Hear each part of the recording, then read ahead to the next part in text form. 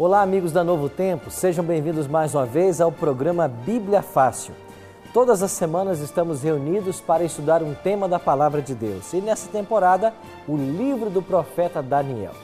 Você que está nos assistindo em casa, se você desejar receber um guia de estudo com todos os 16 temas que estamos gravando aqui, basta ligar para o nosso telefone ou acessar o nosso site, fazer o seu pedido e através dos correios gratuitamente esse guia de estudo vai chegar à tua casa. Eu quero aproveitar para dizer que nós temos a oportunidade de mais uma vez estarmos reunidos para estudar um tema da Palavra de Deus. E o tema que hoje nós vamos estudar é um dos temas mais lindos da Palavra de Deus. Nós vamos estudar o maior período profético que a Bíblia registra, 2.300 tardes e manhãs e a purificação do santuário. A profecia das 2.300 tardes e manhãs, Daniel 8,14, é o maior período profético da Bíblia. E nós vamos estudar esta semana e também na semana que vem. Então, o tema de Daniel 8,14, nós vamos dividi-lo em duas partes. Esta semana estudaremos a primeira parte e na semana que vem voltaremos para a segunda parte deste mesmo tema. Por isso, pegue a sua Bíblia, abra em Daniel capítulo 8 e vamos dar sequência ao estudo que já estamos fazendo. Porque na semana passada nós começamos a estudar Daniel 8 e já vimos os dois animais. Estão lembrados? Quais eram esses dois animais? Carneiro e o bode. Vimos já esses dois animais que representam quais impérios? Medo-Pérsia e Grécia. Então nós temos que dar continuidade ao estudo de Daniel capítulo 8. Antes também vamos conhecer mais uma de nossos convidados um pouquinho mais, é a Renata. Renata, fala para nós um pouquinho sobre você, sobre a sua família. Pastor, eu sou de São Paulo mesmo, capital. E atualmente eu não estou trabalhando, né? Só cuido da minha pequena. Faço faculdade de ciência da computação. Minha família também é aqui de São Paulo. E mandar um beijo para eles, meus pais. E pro meu irmão também. Fiquei sabendo aqui que ele vai ser pai. Olha, que boa notícia. Então, mandar um beijão para ele e pro meu novo sobrinho. Isso aí, pastor. Então tá jóia. E esse rapaz do seu lado simpático, quem é? É meu marido. Ah, seu marido, né? Que bom que você falou nele também, né? É o Everton. O Everton. Muito bom ter Renata e o Everton com a gente. E como é que chama a filha de vocês? Samira. Samira, que está por aí aos cuidados do Davi, né? Isso mesmo. Espero que o Davi não esteja beliscando ela, nem maltratando ela, né? Davi está despertando nele o instinto de pai. Daqui a pouco vai querer ser pai também. Davi é o nosso produtor do programa Bíblia Fácil e ele está por aí acompanhando o programa. Bom, você que está em casa, pegue a sua Bíblia. Agora, antes de abri-la, nós temos um hábito aqui. Qual é esse hábito? Orar. Então, vamos orar a Deus e buscar a bênção dele. Pai Celeste, graças te damos pelo privilégio de estarmos reunidos mais uma vez para estudarmos a Tua Palavra. Que o Teu bom e Santo Espírito abra nossa mente e nosso coração a compreendermos esse tema tão especial da Tua Palavra. Ao abrirmos Daniel capítulo 8, que o céu abra para nós essas maravilhas ali reveladas e que nós experimentemos a alegria da salvação em Cristo, a alegria de termos um sumo sacerdote no santuário celestial e sabermos que em breve Ele voltará para buscar a todos nós. Em Cristo nós te oramos, hoje e sempre. Amém. Pois bem, nós vimos na semana passada, dentro já do capítulo 8 de Daniel, a visão de um carneiro e de um bode. E nós aprendemos de que o carneiro representava o Império Medo-Persa e de que o bode peludo representava o rei da Grécia. Nós aprendemos também que do Império Grego, desse bode, Daniel disse de que esse bode se engrandeceu e quando ele estava no auge do seu poder e da sua força, o grande chifre foi quebrado. E quem é esse grande chifre da profecia? Alexandre. Alexandre é o grande chifre. Quando o Alexandre morre, depois de 13 anos apenas, desde a sua coroação, até tornar-se líder do mundo, ele morre aos 33 anos, em 323 a.C. O que acontece agora segundo a profecia? Seu reino é dividido. O reino é dividido entre quantos generais? 4 generais. Como eles se chamavam? Seleuco, Ptolomeu, Cassandro e Lisímaco. esses 4 generais dividiram o reino grego e também enfraqueceram. Mas a profecia diz de que depois desses 4 reis, depois desses 4 chifres, apareceria um chifre pequeno. Estão lembrados? De um dos chifres saiu um chifre pequeno e se tornou muito forte para o sul, para o oriente e para a terra gloriosa. E já estudamos sobre o chifre pequeno e nós já identificamos esse chifre como sendo Roma, em suas 2 fases, Roma pagã e Roma imperial, ou papal. Roma imperial e Roma papal. E nós já aprendemos também de que esse mesmo chifre pequeno de Daniel é o mesmo poder de Apocalipse 13, porque nós já vimos a relação que há entre os dois. A profecia continuou e falou do chifre pequeno, que ele se engrandeceria até o príncipe do exército e iria tirar dele o sacrifício diário e o lugar do seu santuário, seria deitado abaixo. O exército lhe seria entregue com o sacrifício diário por causa das transgressões. E esse chifre pequeno deitaria a verdade por terra e o que ele fez iria o quê? Prosperar. Nós aprendemos aqui de que desde o Império Romano, depois do sistema papal, a verdade de Deus foi deitada por terra. Uma falsa cópia foi feita do santuário. Blasfêmias começaram a ser cometidas, como por exemplo a pretensão de perdoar pecados e assumir a posição de Deus. Nessa situação caótica, em que o chifre pequeno está pisando na verdade e está prosperando, um dos anciãos toma a palavra e, preocupado com essa situação, ele faz uma pergunta. Olha o que escreveu Daniel. Depois ouvi um santo que falava e disse outro santo àquele que falava: até quando durará a visão do sacrifício diário e da transgressão assoladora, visão na qual é entregue o santuário e o exército a fim de serem pisados? Até quando? E esse santuário aqui está sendo pisado, e esse exército aqui é o exército celestial e também os santos na terra. Até quando o povo de Deus vai sofrer? Até quando a mentira vai triunfar? Até quando vão deixar o chifre pequeno fazer o que ele bem quer?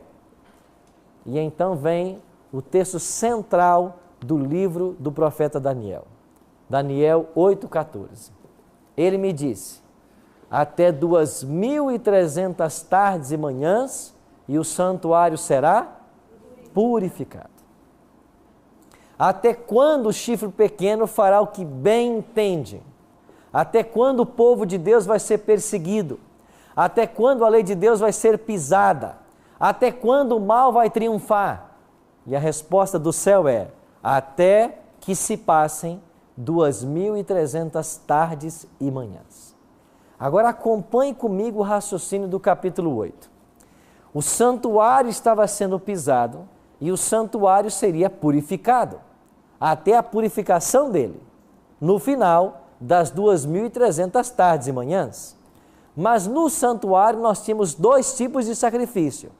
O sacrifício diário, que acontecia no pátio e depois ia para o lugar santo, onde o santuário era contaminado, e também tínhamos o sacrifício anual, que era oficializado no lugar santíssimo, que era o segundo compartimento do santuário, no dia da expiação, que era o 10º dia do 7º mês. Estas coisas Daniel entendia.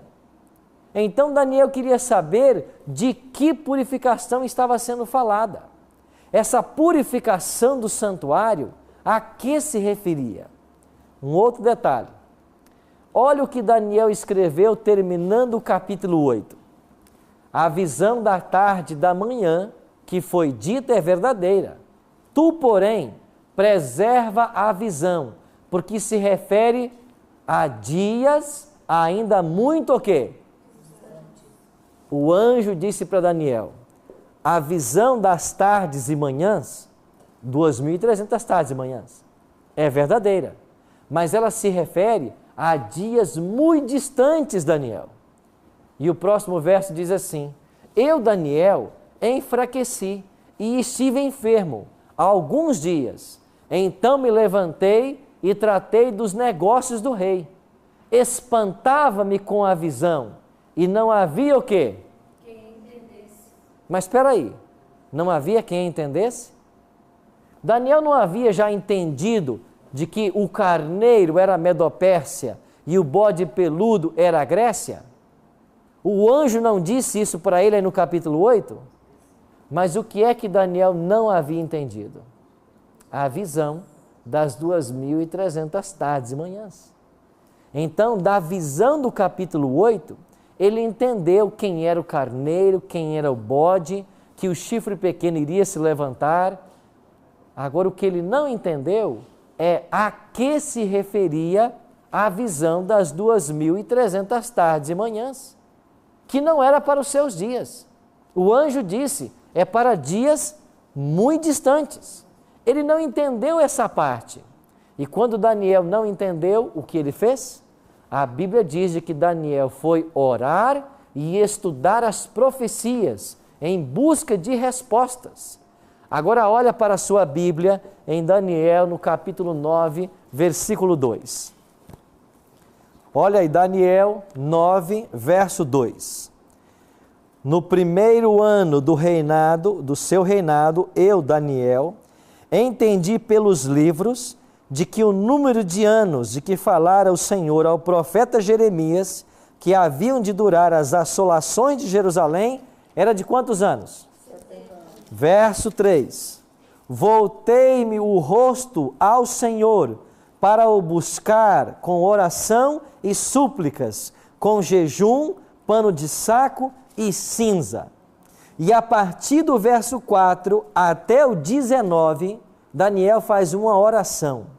Daniel está pedindo perdão a Deus pelos seus pecados do povo, e Daniel está orando para que o Senhor cumpra a sua promessa. Qual promessa? De que o cativeiro iria durar apenas 70 anos. Daniel olhou na profecia de Jeremias, e nós lemos com vocês aqui algumas semanas atrás, Jeremias 25, 11 e 12, aonde disse de que o cativeiro duraria 70 anos. Daniel leu o profeta Jeremias, descobriu que era 70 anos, e ele começou agora a questionar a Deus. O Senhor não falou que seriam 70 anos? Os 70 anos estão se cumprindo. Então cumpra a tua promessa, Senhor. Liberta o teu povo. Olha aqui no capítulo 9, particularmente para o versículo 17. Agora, pois, ó Deus nosso, ouve a oração do teu servo e as súplicas, e sobre o teu santuário, o quê? Assolado, faze resplandecer o rosto por amor do Senhor. Deus, o teu santuário está lá em Jerusalém, assolado, destruído. Nabucodonosor o destruiu. O teu santuário está destruído, mas o Senhor prometeu que ele seria restaurado. Nós estamos em cativeiro, o Senhor prometeu que seriam 70 anos. Agora cumpra a tua promessa. E Daniel começou a orar para que Deus cumprisse a sua promessa. Interessante que quando Daniel se pôs a orar, estudar a Bíblia e orar, que lição ele está nos dando? Nos momentos de crise, qual é a sua atitude? O que você faz quando a crise chega? O que Daniel fazia? Daniel foi ler a Bíblia, Daniel foi orar. Esta deveria ser a nossa atitude. Quando os problemas chegam, quando as dificuldades chegam, nós deveríamos recorrer a Deus através da oração, através do estudo da palavra. Agora, por que Daniel estava orando, pedindo que Deus restaurasse o santuário? Eu vou dar a palavra aqui, Aparecida. Pastor, o que significa pano de saco e cinza? O que ele fazia em relação a Eles tiravam as vestes costumeiras que eles usavam e colocavam ali panos de saco e cinza. Era um tecido muito simples. E eles se vestiam com aquilo em atitude de humilhação. Era como que tirar sua roupa costumeira e colocar apenas um cobertor sobre o seu corpo, em ato de contrição. Agora, por que Daniel estava orando para Deus restaurar o santuário e a cidade que estava em ruínas? Porque Daniel não havia entendido a profecia. Ele não havia entendido de que se tratava a purificação do santuário no final dos 2.300 anos. Ele pensava de que seria a restauração de Jerusalém. Ele estava buscando respostas. E enquanto ele orava e buscava respostas, o que é que aconteceu? O anjo Gabriel foi enviado até Daniel para explicar a visão. E olha Daniel 9, verso 21. Falava eu ainda na oração, quando o homem Gabriel, que eu tinha observado na minha visão do princípio, veio rapidamente voando e me tocou a hora do sacrifício da tarde. Versículo 22, ele queria instruir-me e falou comigo e disse, Daniel, agora saí para fazer-te entender o sentido. No princípio das tuas súplicas saiu a ordem e eu vim para tu declarar, porque és muito amado. Considera, pois, a coisa e entende o quê? A visão. Quando Daniel começou a orar, Deus deu uma ordem no céu e enviou o anjo Gabriel para vir até ele e explicar a visão que ele não havia entendido do capítulo 8. O que ele não havia entendido do capítulo 8? As 2.300 tardes e manhãs e a purificação do santuário. Porque o resto ele havia entendido. O anjo disse claramente quem era o carneiro, quem era o bode, falou do chifre pequeno, da ação deste, até quando duraria a sua ação. Mas ele não entendeu as 2.300 tardes e manhãs. E agora o anjo volta para explicar justamente essa visão. Kenny? Essas 2.300 tardes são literais ou simbólicas? Em profecia, cada dia equivale a um ano simbólico. E aqui, nesse aspecto profético, 2.300 tardes e manhãs são simbólicas. Quando você abre a sua Bíblia em Gênesis, no capítulo 1, o que diz lá quando Deus criou o mundo? Houve tarde e manhã, o primeiro dia, tarde e manhã, o segundo dia, tarde e manhã, o terceiro dia. Como que a Bíblia chama o dia? Tarde e manhã. Por que tarde e manhã? Porque o dia, biblicamente, primeiro vem as 12 horas escuras e depois as 12 horas claras. Por isso Gênesis 1 fala tarde e manhã. Ou seja, quando o sol se põe, nós começamos um novo dia. Vamos pensar que hoje seja domingo. Quando o sol se pôs, domingo à noite, como nós chamamos, biblicamente já é segunda noite. Por quê? Porque quando o sol se pôs, começou um novo dia. Então, a noite de domingo, biblicamente, é noite de segunda. E quando for no pôr do sol da segunda, termina a segunda e já começa a terça. Então, a expressão tarde e manhã é uma expressão bíblica para dizer um dia.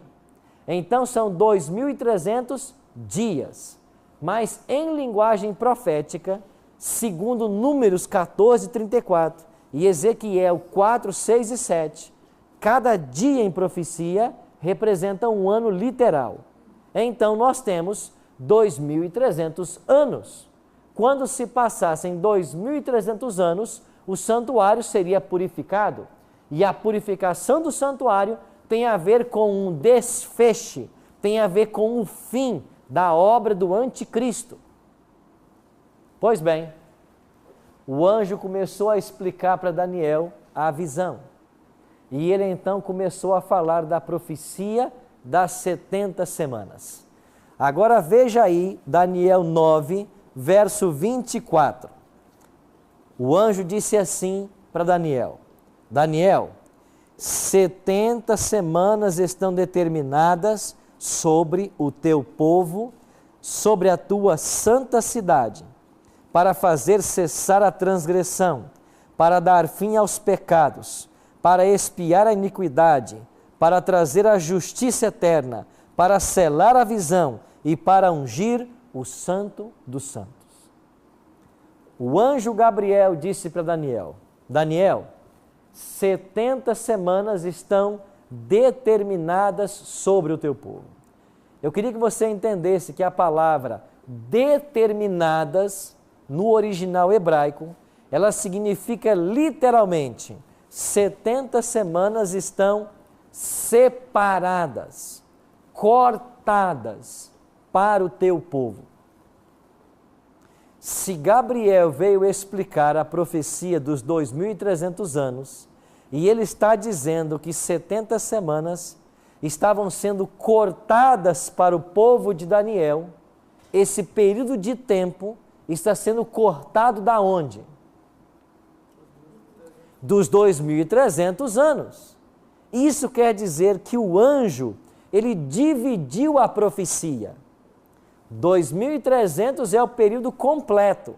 Agora, destes 2.300, 70 semanas estão separadas, cortadas para o povo judeu, para o teu povo, o povo judeu, para que vocês façam 6 coisas. Em síntese, estas 6 coisas implicavam no verdadeiro arrependimento e da volta da nação de Israel para o seu Deus. Caso eles não fizessem, o povo de Israel seria rejeitado como nação escolhida. Então, o que Daniel entendeu é que a profecia das 70 semanas faziam parte da grande profecia dos 2.300 anos. Hoje, nós vamos nos deter na profecia das 70 semanas. Hoje, nós vamos viajar 490 anos. E na semana que vem, nós vamos terminar a viagem e compreender o período maior de 2.300 anos. Ok? Então vamos entender. Daniel não havia entendido a profecia das 2.300 tardes e manhãs e Deus enviou Gabriel em resposta à sua oração para explicar a profecia. Quando Gabriel chegou, ele disse para Daniel: Daniel, 70 semanas deste período estão separadas para o povo judeu, que é o teu povo. Se você pegar 70 semanas, cada semana tem 7 dias, e multiplicar por 70, você vai ter 490 anos. Esses 490 anos foi um período dado apenas para os judeus, para que eles finalmente se arrependessem. E essas 70 semanas, destinadas ao povo judeu, fazem parte da profecia maior que apontava para a purificação do santuário no final dos 2.300 anos. Está claro até aqui? Estamos acompanhando? E você em casa? Está entendendo essa profecia? A maior profecia da Bíblia? Nós vamos para um breve intervalo e quando voltarmos, nós vamos detalhar passo a passo a profecia das 70 semanas. Eu espero você no retorno.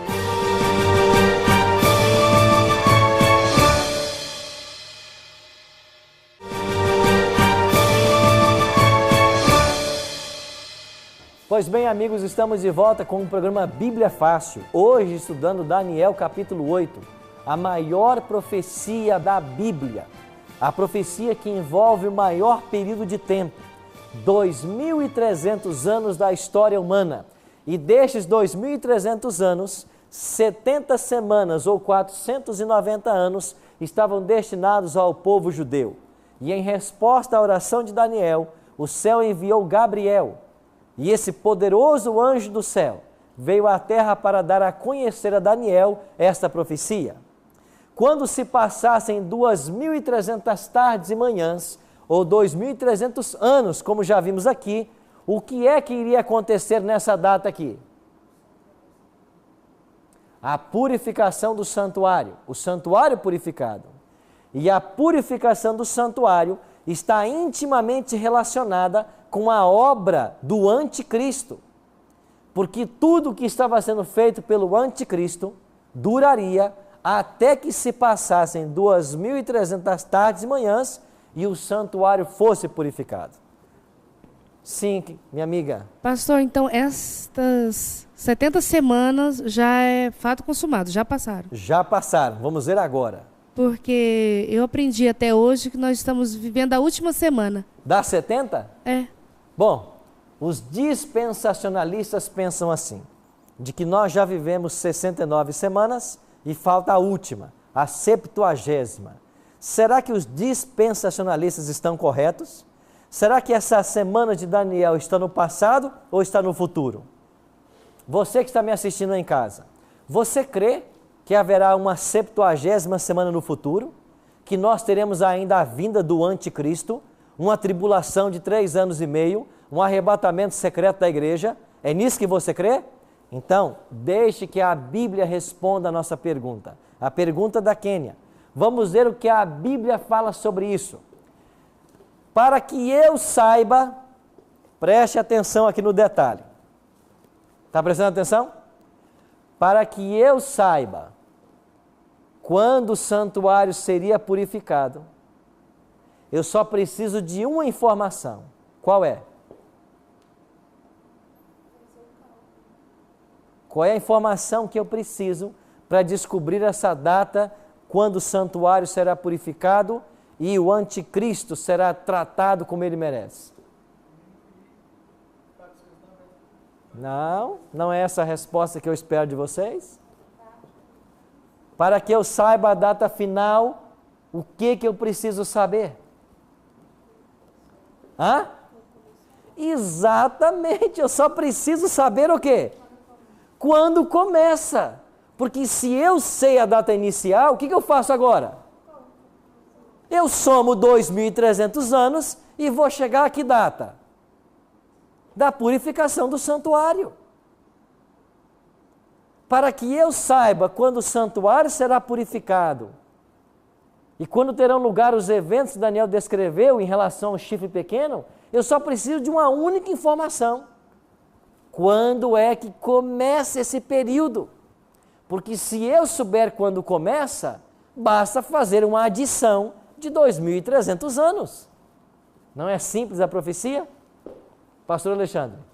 Pastor, dentro da visão dispensacionalista, que eles pregam e acreditam assim, eles atribuem esses 2.300 tardes e manhãs como que no calendário judaico, sendo uma tarde e manhã e um dia, fazendo então com que isso chegue a 1.150 anos. Esses 1.150 anos, na interpretação dispensacionalista, calcula-se que seria 3 anos e meio, dando assim aquele período que vem da grande tribulação, da tribulação, aquele período todo ali, sendo que 3 anos e meio para o arrebatamento secreto da igreja, posteriormente vindo o fechamento da última semana, né, que é acreditada, sendo até os últimos 3 anos e meio, que seria o levantamento do anticristo, quando findaria tudo ali na segunda volta de Jesus, conforme é pregado assim, que é aquela volta de Jesus, onde todo olho verá que ele colocar os pés na terra, voltando assim com a sua igreja. Faz sentido isso? Deixa eu te perguntar se faz sentido dizer que 2.300 tardes e manhãs são 1.150 dias. Abra sua Bíblia em Gênesis 1 e leia comigo o seguinte. Gênesis capítulo 1, versículo 3. Disse Deus, haja luz, Gênesis 1, 3, e houve luz. Verso 5. Chamou Deus a luz dia e as trevas noites. Houve tarde e manhã o quê? Primeiro dia. Vá para o versículo agora 13. Houve tarde e manhã o quê? Terceiro dia. Vá para o versículo 19. Houve tarde e manhã o quê? Vá para o versículo 23. Houve tarde e manhã o quê? Quinto dia. Vá para o versículo 31. Houve tarde e manhã o quê? Sexto dia. Escuta, Deus criou o mundo em 3 dias e meio ou em 7 dias? 7 dias. Então não faz sentido. É simples assim. Se esse período de 2.300 tardes de manhã significa metade, porque uma tarde de manhã são 12 horas, então Deus criou o mundo em 3 dias e meio. E foi em 7, porque a mesma expressão aparece aqui, tarde e manhã. Então vamos deixar o erro de lado e aprender a verdade. E qual é a verdade? Se eu sei qual é a data, eu sei qual é a data final. Então vamos agora para a profecia das 70 semanas. O livro de Daniel 7:25, ele me dá a data. Você está entendendo? Eu não preciso ir longe. Olha para Daniel capítulo 9, verso 25. Sabe e entende, desde a saída da ordem para restaurar e para edificar Jerusalém, até ao ungido, ao príncipe, 7 semanas e 62 semanas, e as praças e as circunvalações se reedificarão, mas em tempos...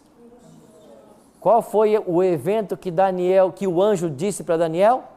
Sabe e entende. Desde a saída da ordem para quê? Restaurar e edificar. Agora nós temos um problema. E qual é o problema? A história registra 3 decretos. O primeiro foi assinado por Ciro, logo depois que ele derrotou a Babilônia. O segundo foi assinado por Dario, que foi uma confirmação do primeiro decreto. E o terceiro foi assinado por Artaxerxes. Qual dos 3 decretos eu vou tomar como base? É muito simples. Eu vou tomar o de Artaxerxes. Por que eu vou tomar o de Artaxerxes? Porque o decreto de Ciro foi autorização para que o povo voltasse para Jerusalém. O decreto de Dario foi uma confirmação do decreto de Ciro. Mas o decreto de Artaxerxes, promulgado em 457 a.C., ele tinha uma diferença. Além dele ser cumulativo com os 2 anteriores, ele fez previsões para a restauração da completa autoridade civil, judicial e religiosa de Jerusalém, dos judeus em Jerusalém. É por isso que eu posso tomar como ponto de partida para as 70 semanas ou para os 2.300 anos apenas uma data. Que data é essa? 457. Aqui, o rei Artaxerxes promulga o decreto para que eles reconstruíssem a cidade, não apenas civilmente, judicialmente, mas religiosamente.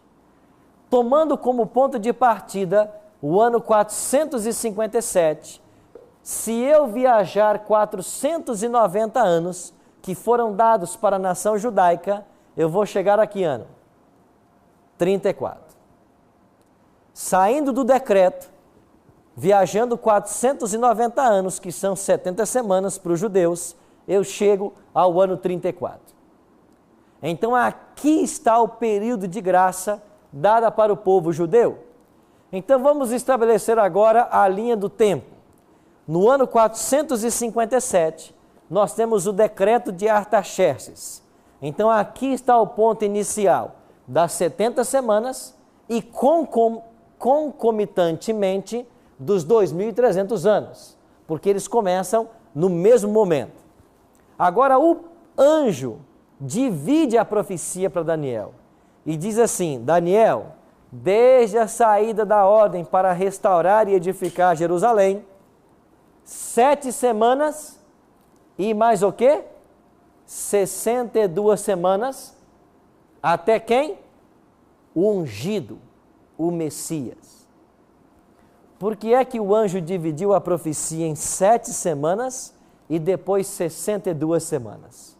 Porque quando se passaram as primeiras 7 semanas, que são 49 anos, exatamente no ano 408 a.C., ficou pronta parte da restauração de Jerusalém. Agora iriam se passar mais 62 semanas, ou 434 anos, até quem? O ungido. E quando é que Jesus foi ungido pelo Espírito Santo? Quando ele se batiza. Estão lembrados do batismo de Cristo? quando ele termina de ser batizado, o Espírito Santo vem sobre ele em forma corpórea de pomba e o Pai declara do céu: este é meu Filho amado, em quem me comprazo. Isso quer dizer que da saída do decreto até o batismo de Cristo se passariam 69 semanas. Um outro detalhe, por que eu coloquei aqui ano 27? Porque o Evangelho de Lucas declara que Jesus foi batizado no 15º ano de Tibério César. E o 15º ano de Tibério César é exatamente o ano 27 da era cristã. Aí Cristo foi batizado. Quantos anos tinha Jesus quando ele foi batizado?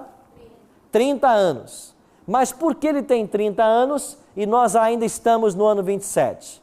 Bom, você já deve ter se perguntado isso, não? Você tem que entender que essa história de era cristã, antes e depois de Cristo, é uma invenção do 12º século. Porque um monge fez os cálculos para datar exatamente quando Cristo nasceu. E ao fazer os seus cálculos, ele chegou à conclusão de que Jesus nasceu no ano 753 da fundação de Roma. Então, o ano 753 da fundação de Roma, ele colocou como sendo o ano 0. E o ano 754 da fundação de Roma foi o ano 1, e daí por diante. Mas esse monge errou os cálculos.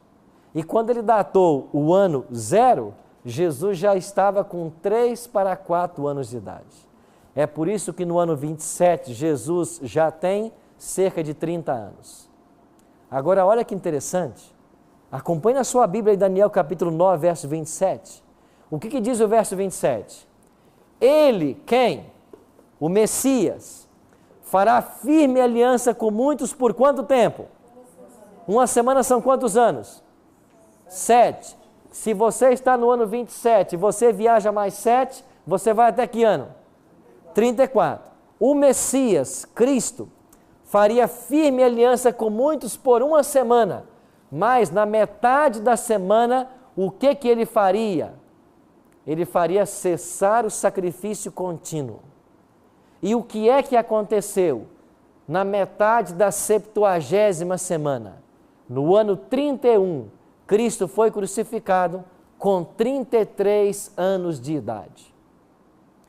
Durante 3 anos e meio, o próprio Cristo trabalhou com os judeus. E nos outros 3 anos e meio, os discípulos trabalharam. É por isso que Jesus disse para os discípulos: eu vos enviei, senão as ovelhas perdidas da casa de Israel. Por que Cristo deu essa ordem para os discípulos? Porque só faltavam 3 anos e meio após a morte dele para terminar os 490 anos de oportunidade que Deus havia dado à nação judaica. Então, durante 3 anos e meio, o próprio Cristo trabalhou. Nos outros 3 anos e meio, os discípulos trabalharam. Mas quando chegamos ao ano 34, quando terminamos os 490 anos, qual foi a atitude da nação judaica em relação a Cristo? Abra sua Bíblia em Atos capítulo 7. Olha o que fez a nação judaica em Atos capítulo 7, a partir do versículo 54, página 103. Em Atos 7, do verso 1 a 53, você tem aqui um discurso, um sermão de Estevão, que era um dos diáconos da igreja primitiva, homem cheio do Espírito Santo. E ele fez um discurso, e a tônica desse discurso foi para o povo judeu. E olha o que diz o versículo 52. Qual dos profetas vossos pais não perseguiram? Eles mataram os que anteriormente anunciaram a vinda do justo, do qual vós agora vos tornastes o quê? Traidores e assassinos. Quem é esse justo que os judeus traíram e assassinaram? Jesus. Estevão disse assim para os judeus: vocês mataram todos os profetas que vos foram enviados, e agora vocês mataram o próprio Cristo. E o que eles fizeram com Estevão? Verso 54. eles apedrejaram Estevão. Quando eles matam Estevão, Estevão foi apedrejado no ano 34, e aqui estava selado para sempre a sorte de Israel como nação. A partir daqui, Deus não mais tem um povo escolhido como era Israel, uma nação escolhida. A partir daqui, e no apedrejamento de Estevão, estava ali um jovem que ficou segurando, ou ficou aos seus pés, a veste de Estevão. Como ele se chamava? Saulo. E Deus encontrou-se com esse jovem na estrada de Damasco. E o nome dele mudou para quê? Paulo. E Paulo tornou-se apóstolo de quem? Gentios. Por que apóstolo dos gentios? Porque o povo judeu perdeu o seu tempo. Terminaram os 490 anos. E o apóstolo Paulo veio para dizer: o evangelho agora está estendido também aos gentios. Todo aquele que aceitar Cristo como Salvador é um filho de Deus, é um membro da sua igreja. Tem cabimento uma 70ª semana no futuro? É impossível você tirar a última semana desse quadro completo. Porque se você tirar, você anula completamente a obra de Cristo em favor da nação judaica. Pastor Alexandre. Pastor Arilton, então nós seguindo essa linha de raciocínio, considerando que então Estevão não fosse apedrejado, a salvação seria só para os judeus? Se os judeus, dentro desse período, tivessem aceitado o Messias como Salvador, os acontecimentos que estão profetizados para nós, para o futuro, eles teriam acontecido ainda com os judeus. Porque o objetivo de Deus para a nação judaica era abençoar tanto esse povo que as nações do mundo inteiro seguiriam aos judeus. E o Messias viria apenas para coroar uma obra extraordinária. E após a sua morte, porque ele teria que morrer, logo nós teríamos o início de um novo reino. Mas Israel falhou como nação. E a partir do ano 34, qualquer judeu pode ter direito à salvação, não mais como nação, como um indivíduo. O privilégio de nação escolhida foi rejeitado. E no ano 34, nós temos o final das 70 semanas, ou 490 anos que foram dados à nação judaica. Então essa missão que foi destinada à igreja, aos gentios, era exclusivamente para os judeus, para Israel, a propagação do evangelho de Cristo. Claro, porque Israel é o povo de Deus no Antigo Testamento, mas eles rejeitaram. Eles deveriam ter preparado o mundo para a vinda do Messias. Eles tinham as profecias, eles tinham toda a informação. O local do nascimento nasceria de uma virgem, nasceria lá em Belém, fugiria para o Egito, voltaria do Egito, seria maltratado, seria humilhado, seria crucificado. Eles sabiam de tudo, mas eles não prepararam o mundo para a vinda do Messias. Agora o que acontece? Passadas as 70 semanas, e dentro da última semana, Jesus Cristo é crucificado.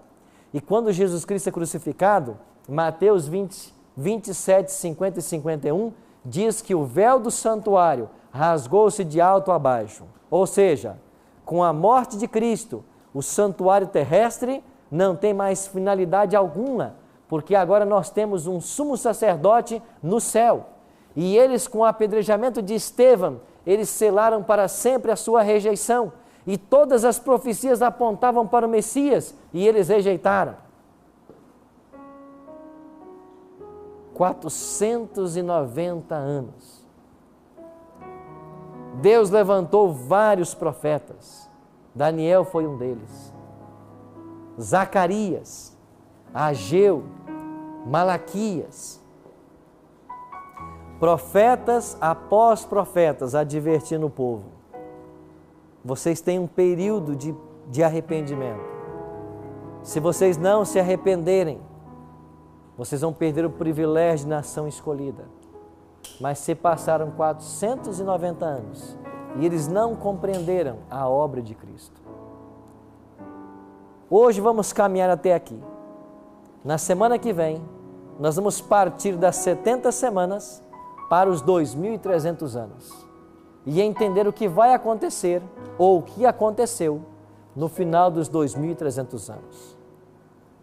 Por hoje, a pergunta que eu faço para você é: quantas chances Deus tem dado a você de conhecer da palavra dEle? Quantas vezes o Espírito Santo tem falado o seu coração e te impressionado?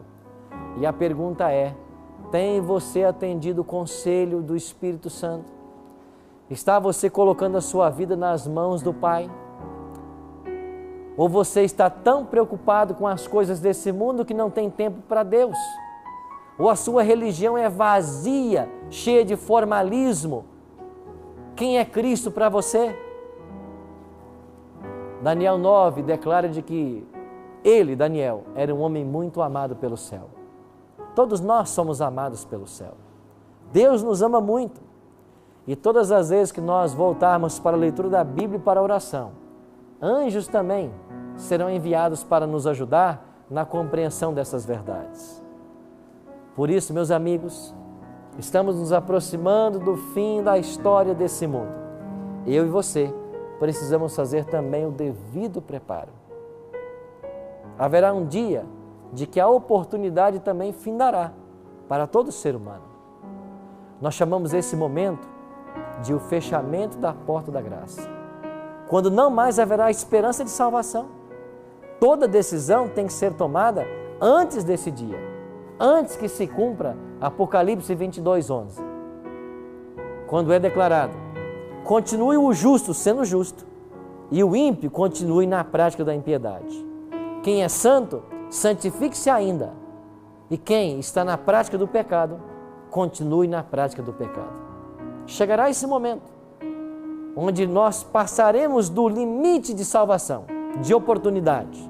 Por isso, antes que isso aconteça, eu tenho que tomar a minha decisão e fazer a minha escolha. E hoje, depois de aprendermos sobre quão central é Cristo em nossas vidas,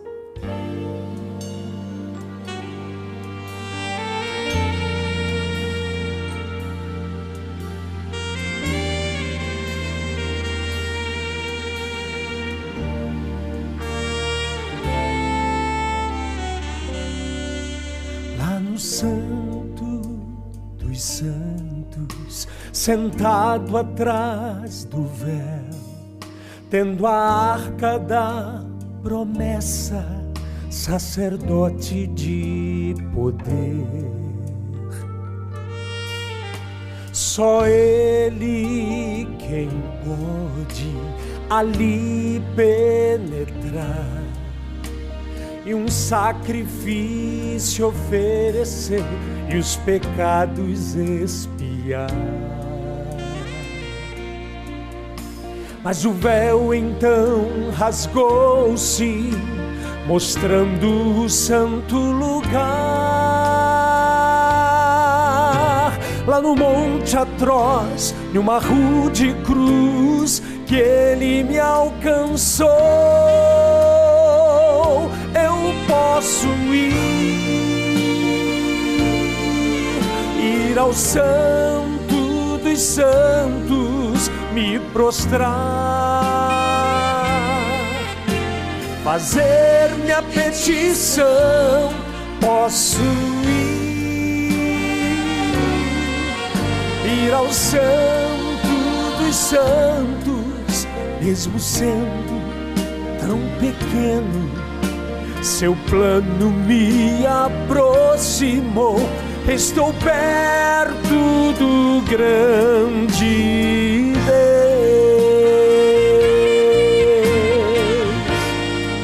Nunca mais sacrifício de sangue de animais, porque o sangue do nosso Deus foi todo suficiente para nos lavar e nos purificar. Aleluia. Sacrifício de sangue não é preciso mais, amém. Pois Cristo na cruz morreu e o preço já pagou, glória a Deus. Adoremos, pois agora o céu aberto está. Permita então poder entrar na presença do Senhor. eu posso ir ao Santo dos Santos, me prostrar, fazer minha petição. Posso ir ao Santo dos Santos, mesmo sendo tão pequeno. Seu plano me aproximou, estou perto do grande Deus.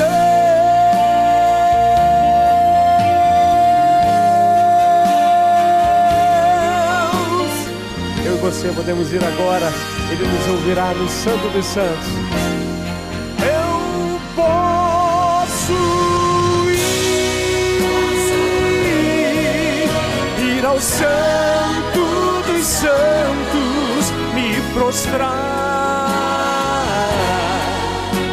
fazer minha petição. Posso ir ao Santo dos Santos, mesmo sendo tão pequeno. Amém. O seu plano nos aproximou. Seu plano me aproximou, estou perto do grande Deus, de Deus, perto do grande Deus.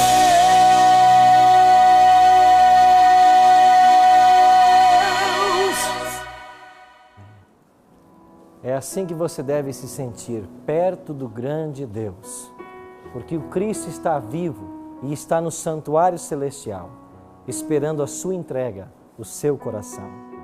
Se esse é o seu desejo, ore comigo agora. Pai Santo, obrigado porque nenhum ser humano é esquecido pelo Senhor. Obrigado porque todas as chances que nos são necessárias, a providência divina tem colocado em nosso caminho. Obrigado por aprendermos hoje esse trato maravilhoso, paciente e benigno com a nação de Israel. E quando estava quase terminando o período de graça, o Senhor enviou o teu próprio Filho para fazer o último apelo a esta nação. Obrigado porque esse apelo de Cristo da cruz do Calvário ecoa até nossos dias. E hoje nós temos a oportunidade de dizer sim para o Senhor. Abençoa-nos, bom Deus, aceita a nossa entrega e nos prepara para a Tua gloriosa vinda. Te oramos em nome de Cristo. Amém. Obrigado, amigo, pela sua companhia. Na semana que vem, nós vamos estudar a segunda parte desta profecia e entender quando seria a purificação do santuário e quais os eventos que teriam lugar quando essa data chegasse. Eu espero você na próxima semana. Até lá!